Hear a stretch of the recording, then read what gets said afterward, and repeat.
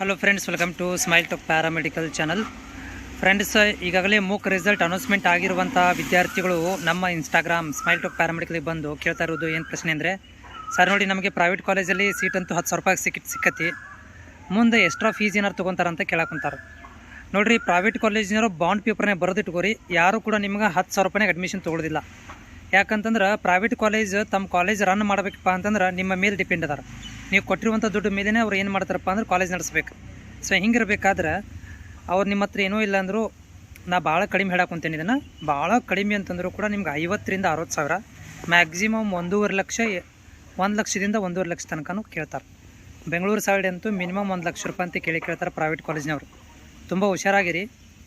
ಆಮೇಲೆ ಸುಮ್ಮನೆ ನೀವು ಸೀಟ್ ಸಿಕ್ಕತ್ತಂತೇಳಿ ಖುಷಿ ಪಡೋದಕ್ಕಿಂತ ನಿಮಗೆ ಯಾವ ಕಾಲೇಜ್ನಾಗ ಸೀಟ್ ಸಿಕ್ಕತ್ತಲ್ಲ ಆ ಕಾಲೇಜಿಗೆ ನೀವು ಕಾಲ್ ಮಾಡಿ ಕೇಳ್ರಿ, ಫೀಸ್ ಕೇಳ್ರಿ, ಈಗ ಕೇಳಿಟ್ಕೋರಿ, ವಿಸಿಟ್ ಮಾಡಿರಿ. ಫೋನ್ ಮಾಡಿದ್ರೆ ಹೇಳೋದಿಲ್ಲ ಅವರು, ಹೋಗಿ ಕೇಳ್ಕೊಂಬರಿ. ನಮಗೆ ಖುಷಿಲಿ ಹೋಗಿ ಭೇಟಿಯಾಗಿರಿ. ಸರ್ ನೋಡಿರಿ ಹಿಂಗೆ ಕಾಲೇಜ್ ಸಿಕ್ಕತ್ತೆ ನಮಗೆ, ನಾವು ಅಡ್ಮಿಷನ್ ನಿಮ್ಮಲ್ಲಿ ತೊಗೊತೀವಿ, ಫೀಸ್ ಎಷ್ಟು ಹೇಳ್ರಿ ಇದೆ ಅಂತ ಕೇಳಿ ನೋಡಿರಿ, ಅವ್ರು ಹೇಳ್ತಾರೆ ಕ್ಲಿಯರಾಗಿ.